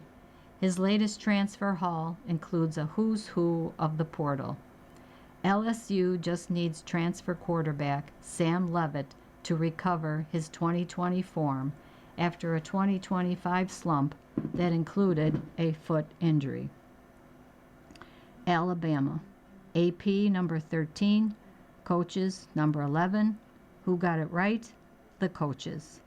Skepticism hovers over Alabama. These Tide are not the indomitable Alabama of old, but the media's ranking comes off as being too heavy-handed and overly influenced by Indiana routing Alabama in the Rose Bowl. Don't forget, Indiana smashed Oregon in the college football playoff too. Alabama's secondary overflows with talent, headlining a defense that should rank among the SEC's best. The biggest question centers on an offensive line marked by youth and transferred. That group must gel. Alabama hasn't named a starting quarterback, but the position features upside, particularly in Keelan Russell, a former blue-chip recruit. Washington, AP number 17, coaches number 19. Who got it right? Coaches. Demond Williams Jr. is one of the Big Ten's best quarterbacks, so it's easy to understand why some voters are bullish on the Huskies. Williams enjoys the luxury of playing behind a familiar offensive line. The defense will determine how high Washington climbs. A defense that helped UW win 9 games last season returned just a few starters. The Huskies also lost some top skill position talent to the NFL. Betting handicappers set Washington's over-under win total at 7.5. I'd take the over, but 8-4 would come up short of a number 17 ranking. Tennessee, AP number 20, coaches number 18. Who got it right? AP. Tennessee finished last season unranked and didn't beat any opponent that finished with a winning record. The Vols should be improved, but the coaches' poll ranking seems too lofty for a program transitioning to a young starting quarterback, whether freshman Faison Brandon or sophomore George McIntyre wins the job. Tennessee made a strong hire of defensive coordinator Jim Knowles. He brought in a wave of transfers. Historically, Knowles' impact becomes particularly noticeable in his second year on staff. Tennessee fits into that category of top 25 teams that fall short of being playoff contenders. Clemson, AP, unranked, coaches number 23. Who got it right? AP. Clemson has no business being ranked. The coaches' ranking for Clemson amounts to lifetime achievement recognition for Dabo Swinney. Yes, he's had a remarkable career, but in the here and now, Clemson had to replace many of the defensive starters off a team that flopped its way to 7-6. It's also transitioning to a new starting quarterback, Christopher Vizina. As usual, Swinney didn't accomplish enough in the portal.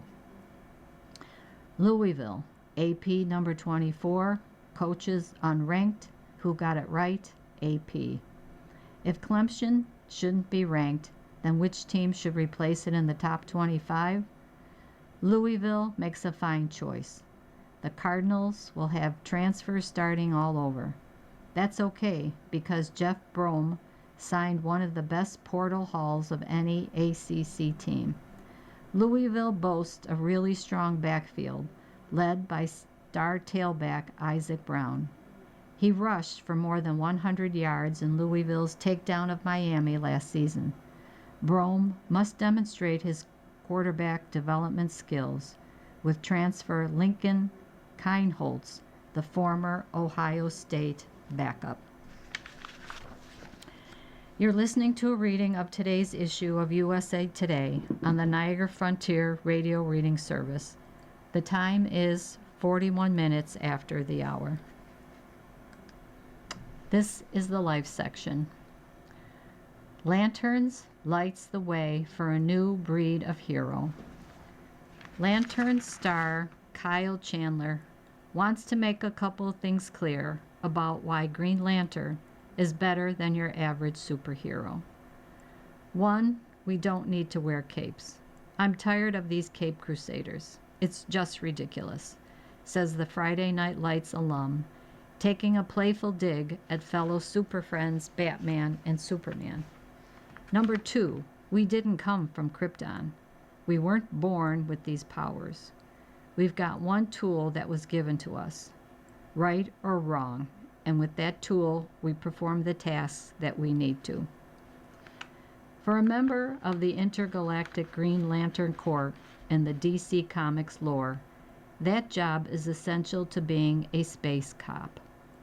However, the new DC drama Lanterns, premiering Sunday at 9 p.m. Eastern Standard Pacific Time on HBO and HBO Max, offers a more grounded situation.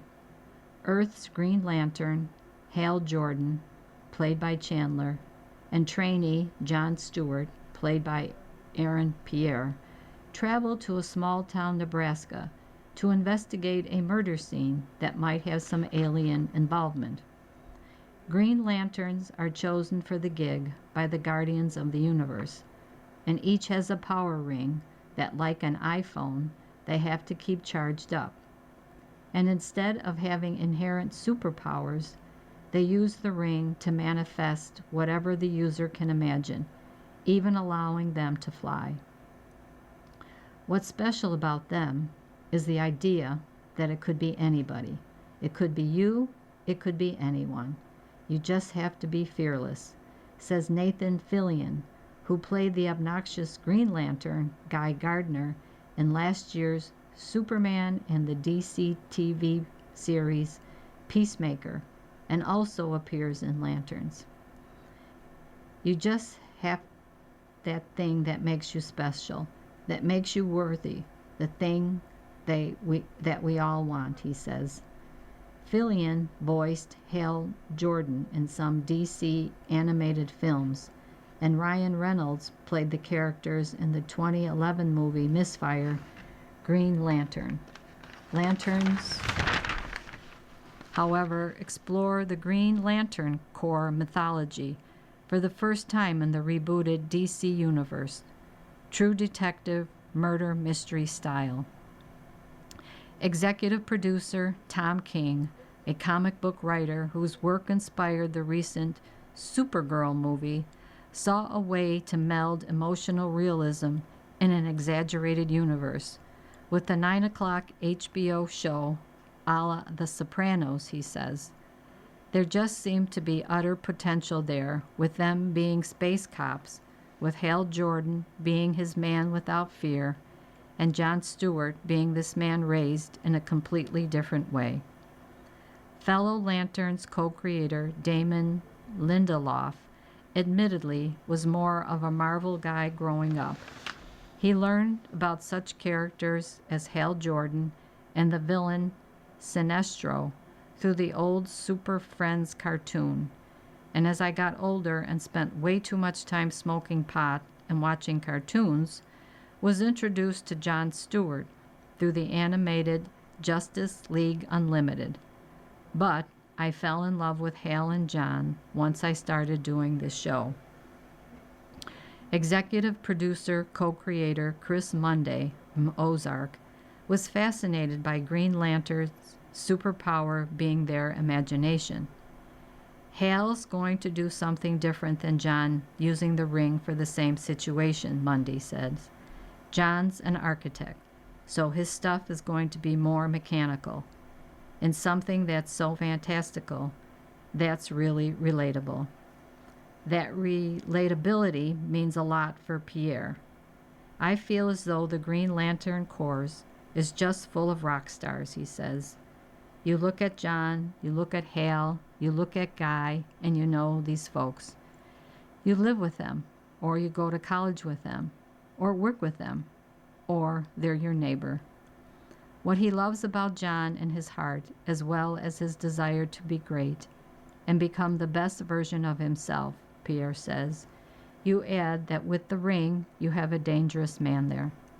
Mundy wanted inherent tension, but also warmth and some humor at the same time between Hal and John, which is why they enjoy a multi-generational buddy cop dynamic with plenty of banter, frequent butting of heads, and the occasional begrudging respect. Filming a car scene, Chandler, 60, remembers he and Pierre, 32, jabbing with each other some, and we started playing our characters, but in real life with each other. We were pressing each other's buttons a little bit. I said, well, you know, that's because I'm a wiser person, and as you get older, you learn these things. You're young, you wouldn't know. Then Aaron said something like, well, that's because you're old. And then I was like, I felt that in real life. That hurt, Chandler says with a laugh. Because both are flawed, imperfect characters, Pierre adds. That is what makes us root for them. Evans Downey Jr. assembled to tease Avengers Doomsday. Marvel Studios president Kevin Feige revealed that the upcoming Avengers Doomsday will unite the Avengers, Fantastic Four, and the X-Men. Avengers stars Chris Evans and Robert Downey Jr. appeared on stage on August 14th during D23, the ultimate Disney fan event.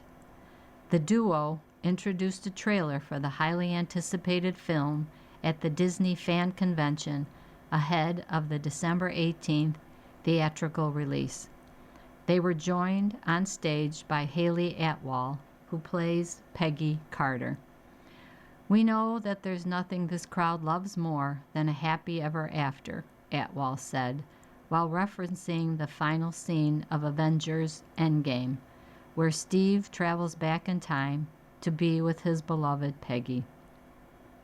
Evans told the crowd, and Steve Rogers was so close to getting his on the end of the Avengers Endgame. We should have known better. Yep, you should have known better indeed, Downey replied. Someone's always there to stir things up, Evans. Marvel Studios dropped the first full trailer of the new film July 20th, giving fans a close look at the sequel, bringing together heroes from various films and TV shows. The film will see the return of Iron Man actor Downey, who will not reprise his role as the beloved billionaire superhero Tony Stark, but instead become the titular villain Doctor Doom.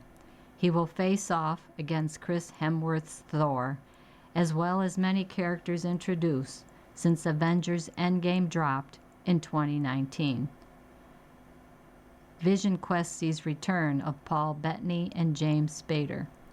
Feige also revealed new details about the upcoming series Vision Quest.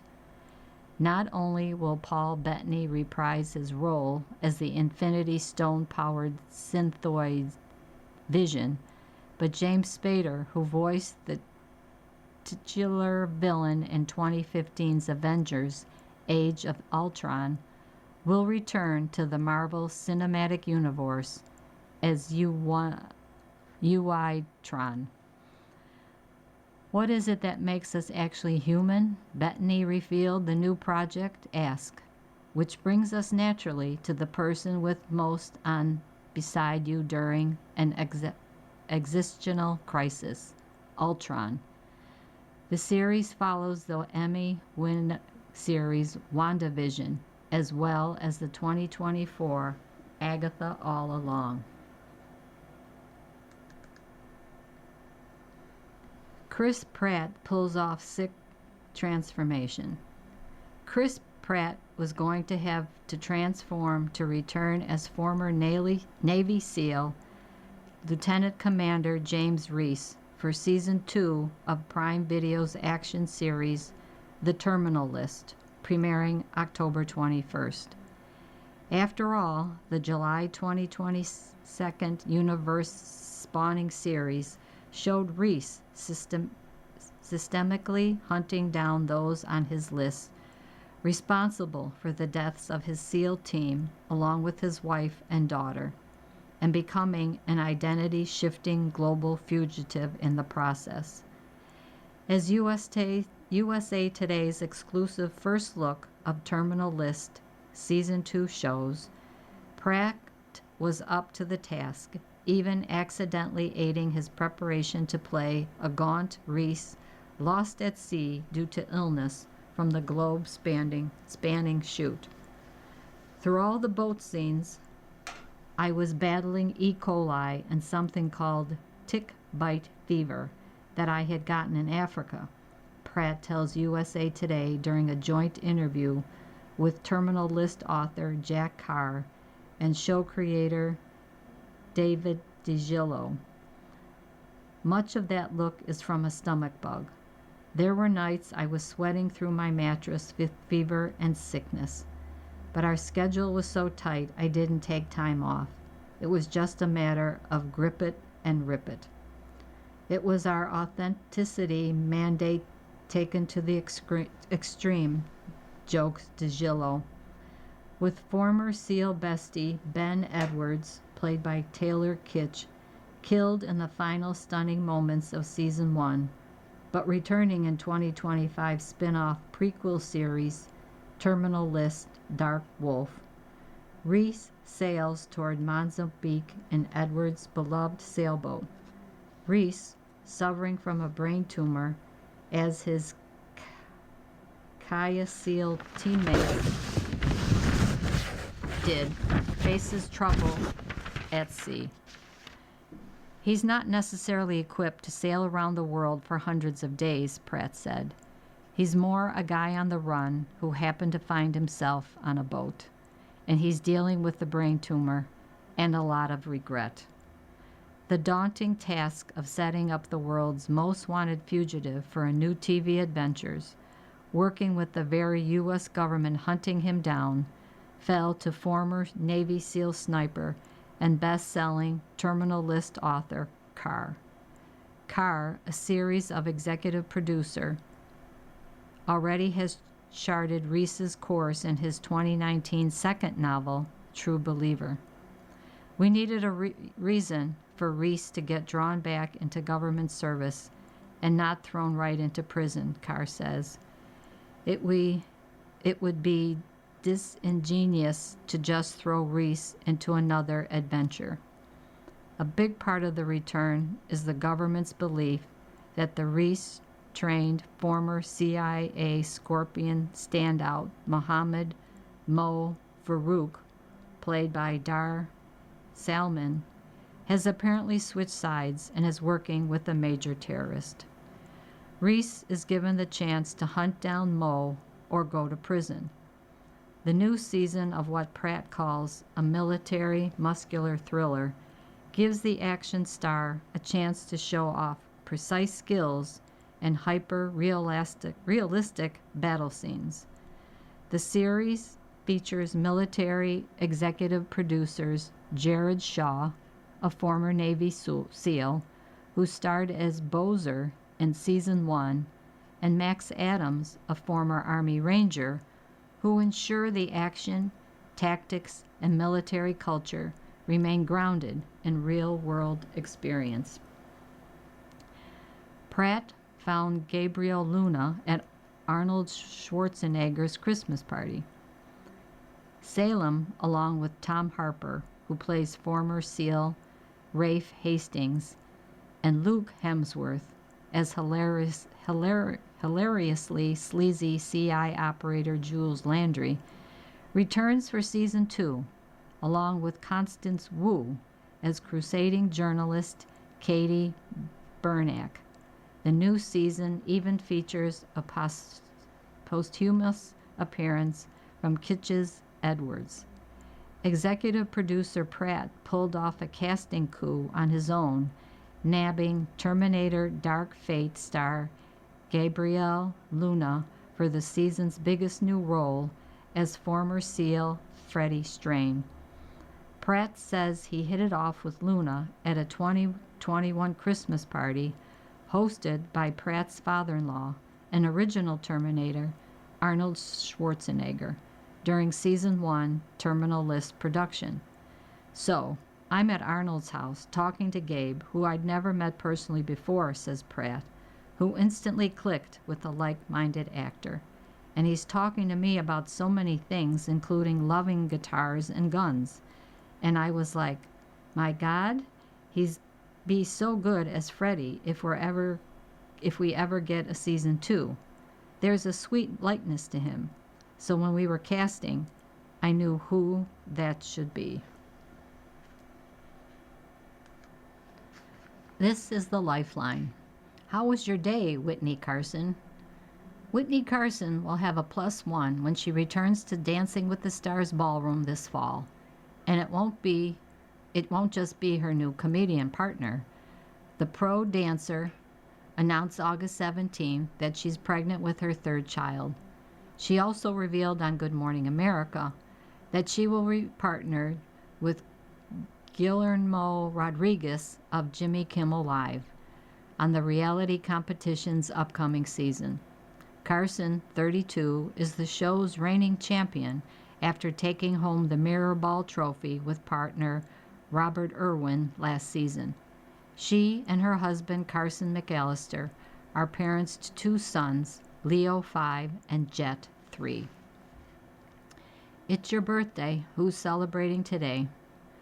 Author Jack Canfield turns 82. Former President Bill Clinton, 80. Former Second Lady Tipper Gore, 78. Bassist John Deacon from Queen is 75. Actor Jonathan Frakes is 74. Actor Adam Arkin is 70. Keyboardist Ivan Neville from Dumpstack Punk, 67. Actor John Stamos, 63. Actor Kira Cedric, 61. And singer Leanne Womack is 60. Here's the horoscope. Aries, March 21st to April 19th. A creative choice may require emotional vulnerability. Are you willing to risk being genuine over cultivating attention and admiration? Taurus, April 20th to May 20th. Tension brews between your home life and relationships today. What domestic changes are you ready to be put into action? Gemini, May 21st to June 21st. An idea needs a workable plan, not another round of discussion. See it through to the next stage today. Cancer, June 22nd to July 22nd. Will you invest in your creative impulses? Self-doubts are ready to be challenged during the first quarter moon in Scorpio. Leo, July 23rd to August 22nd. New chapters get built from the ground up. What needs to change to be who you want to be? Virgo, August 23rd to September 22nd. Preparing behind the scenes? Put on your research hat and collect the data during today's first quarter moon in Scorpio. Libra, September 23rd to October 23rd. A future goal tests your time, money, and confidence today. Is making the investment still worth the stretch it requires? Scorpio, October 24th to November 21st. Match your personal needs with your goals under today's first quarter moon in Scorpio. Sagittarius, November 22nd to December 21st. What will you sacrifice to reach your ideals? Releasing is part of the plan during the Scorpio first quarter moon. Capricorn, December 22nd to January 19th. Today's first quarter moon in Scorpio pushes a shared agenda forward. Aquarius, January 20th to February 18th. Let the world know who you align with during today's first quarter moon in Scorpio. Pisces, February 19th to March 20th. Where does your life need breathing room? Daily responsibilities are ready to shift as your future vision grows. Sports Weekly on newsstands. After 19 years under Mike Tomlin, Pittsburgh's NFL training camp isn't the same without intense tackling drills. The Steelers hope that's a good thing. Plus, one game into the Browns' quarterback one battle, columnist Nate Davies writes it's clear which direction to go. And Fernando Mendoza's Raiders debut proves Kirk Cousins' value. In baseball, we remember the late Tommy John, who allowed Frank Jobe to do revolutionary UCL procedures that saved careers for generations of pitchers. Plus, will Tarek Skubal go home to the Tigers? Every MLB star traded at the deadline said the rights on the way out like Skubal. But do they return? As always, we have Nightingale's Notebook, MLB Power Rankings, Stats, and Box Scores. You can order the edition of onlinestore.usatoday.com and subscribe to the magazine by going to mysportsweekly.com or by calling 1-800-872-1415. You've been listening to a reading of the USA Today for Wednesday, August 19th, 2026. We read the USA Today weekdays at noon. For more information, call us at 716-821-5555. Your reader for this hour has been Nancy. Coming up next on the Niagara Frontier Radio Reading Service, we have episode number 1 as the beginning of a new book, A World Appears by Michael Pollan. Following that at 3 o'clock is Healthy Living, and at 4 o'clock is a re-airing of today's Buffalo News. Stay with us. You're listening to the Niagara Frontier Radio Reading Service. As of this year, our agency has broadcast more than 300,000 hours of radio readings. Volunteer radio readers read newspapers, magazines, and books to area people who are blind or have a print disability, who are provided reading radios. Radio Reading's broadcast signal is provided at no charge by WNED. Radio Reading broadcasts from studios at 1199 Harlem Road in suburban Buffalo. Please let others know about Radio Reading. It's your service. For more information on the Niagara Frontier Radio Reading Service, call 716-821-5555.